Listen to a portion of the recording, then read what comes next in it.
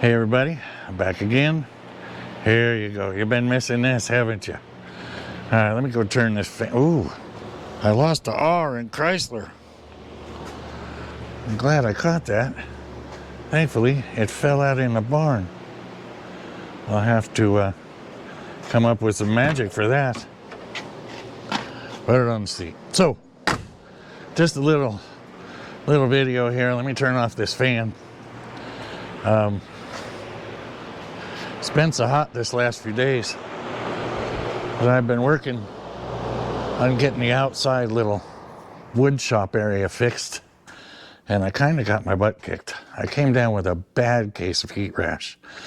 In case you don't know what that is, it's apparently you sweat so much that wearing a shirt causes your sweat ducts to plug from the moisture in your shirt, which causes them to almost like get blisters inside. It hurt like 1,000 bee stings. So I've stayed out of the heat for a few days here, and finally it's getting a little better. Now it's healing up. It feels like I have 1,000 little bumps, like, I don't know, I'd call them scabs, but they're actually dried up tiny blisters. Sorry about that, but I had to tell you. So here's a few things.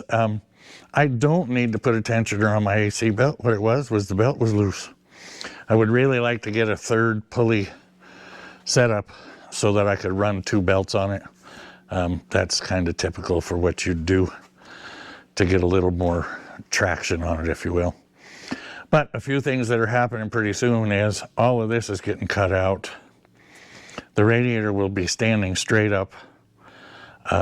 I'm going to leave the AC condenser down like that. I like it. I think it works really well. So there's no sense changing it. But what I am going to do, let me crank you down here so you can see it. If my cranky will work. Zoop. Going down.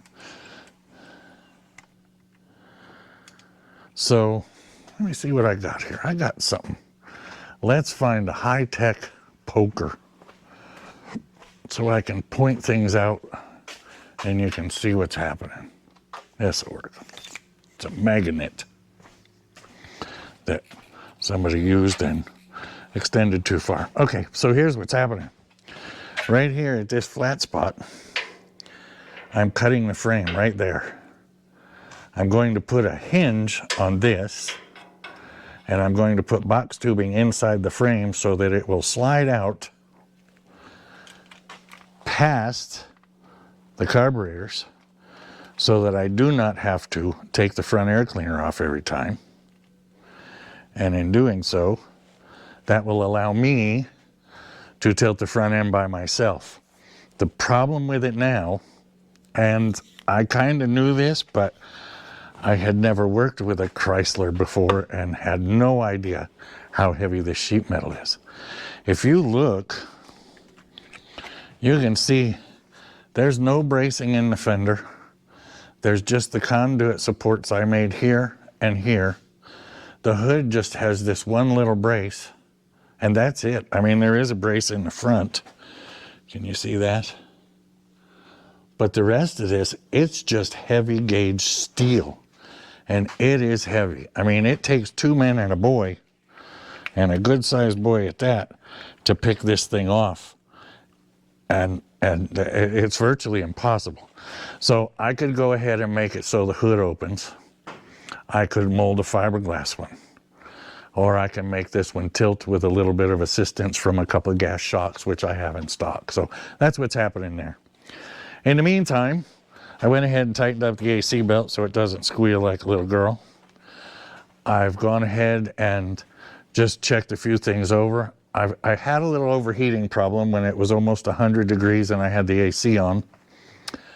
And what I determined is twofold. Number one, these little fans that I got are worthless. I need bigger fans. I'm going to approach that pretty quick. While I have the hood off, as a matter of fact, I wanted to measure them so that I know what to order, because I would really like to use the same shroud if I could. Now this shroud came off of the old radiator, which, if you recall, was totally screwed up and wrong. But this seems to work pretty well if it's like 90 degrees out. So these are 10-inch fans. I'm sure I can get a couple 10-inch fans. In the meantime, I have gone ahead on the front of the radiator is another fan, which I had put in there just in the end case. And that fan I'm going to hook into the same relay setup. So all three of them will come on at the same time. There's also another one in front of the AC condenser, which comes on when the AC is on. So you would think that somehow or another 4 fans would keep this thing cool. And it does, unless it's hot out. So the other thing I'm going to do is I picked up some engine cool. It's blah, blah, blah, blah, blah, blah, reduces engine temperature up to 25%. Basically, what it is it's putting a little alcohol in your radiator. And by doing that, you are increasing the evaporation rate and making it dissipate heat faster. Will it work? I don't know. It's pretty green. Glug, glug, glug. So I was on my way to a friend of mine's to take for a ride. My first ride, I went about, I guess, probably 60, 70 miles. And I did fine. AC running, all was good. Belt started slipping, I turned it off. Of course, when you turn it off, then that front AC fan stops working, so I don't get the cooling out of that. So I did that. I go to pick a buddy of mine up who's about 25 miles away. I get 2/3 of the way, and she's running hot. And when I say running hot, it went to 210. That scares me. Doesn't matter what, it scares me because this motor doesn't need to be hot. So I pulled over in front of all places, AutoZone, got some water. My buddy came up with his pickup truck, brought me some water. I had some in the back just for safety's sake. Got it cooled back off, drove it home, and did fine, didn't overheat again. But I haven't filled it up since then, and I know that it wasn't totally full, so I'll fill it up. So I'm doing that. Gonna check the oil, go over it a little bit, just do the old tighten bolts and everything else. But the first car show is this weekend, so that's pretty cool. I don't expect anything, of course. I mean, look at this mule. It's like the epitome of old and ugly. But I'm going to spiffy it up a little bit. It took a heck of a beating from August of last year when we moved up here all the way through until after we got the barn built. So I'm going to say it was, I don't remember when I exactly got it here, but it was a while. It was at least after winter. So probably March or April when it actually came out here and went in the barn. So sitting through a winter outside, I did have a cover on it, but just heat and cold and everything sweats. And before you know it, it's little things like the stuff that breaks your heart. Every little bit of chrome that you don't polish, that's literally brand new, starts to deteriorate. Now I know this is not the ridiculously expensive magic chrome stuff, but like the steering box, the alternator, a lot of this stuff I actually did my best to get some pretty decent stuff. So everything kind of just needs a little bit of lipstick and rouge, maybe a dusting. I do have some new valve cover bolts finally, so I'm going to put those on. So we'll get those on there, and just a good dusting and all. And another thing that I've got to do is every time you drive this down the road, remember it does have pretty decent suspension. And it's got new shocks. Whoop, there went my camera pivot. But it's still got a straight axle in the front, so it rides a little bit stiff.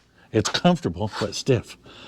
But I gotta get in here and I've gotta just wire brush the roof line and then go ahead and bed liner the roof. So I'll have to cover everything up in here. The reason for that is as you drive down the road, you hit a really good bump, it kind of rains in here rust. So I have to do that no matter what. Just a bunch of little things. I'm going to make new seats after I get this situated. I've kind of figured out what I need to do, so I'm going to do that. Make a new seat back, handle that part. Attach my mirror a little better there, which is a neat factory one. I do have all the inside trim that goes around this windshield, which I'll put in. I'm not going to do that till I get some sort of a headliner in it. I got to get it insulated, obviously.